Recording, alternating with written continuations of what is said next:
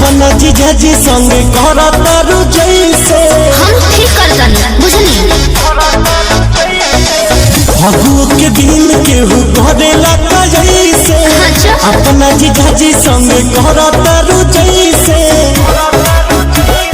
डाले खातिर बैठल बानी काहे डालवावे ना हमके बोला अच्छा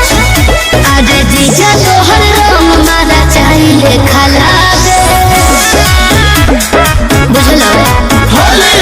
लगता ले आए बड़ा केमिकल मिला के हर बार सब दिन बता जीजा तोहर राम मारा चाहिए खला दे लगता ले आए बड़ा केमिकल मिला के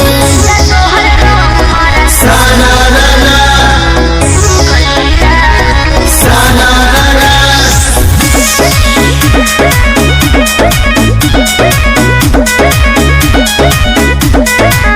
छोड़ जाए दाय साली किसियाइल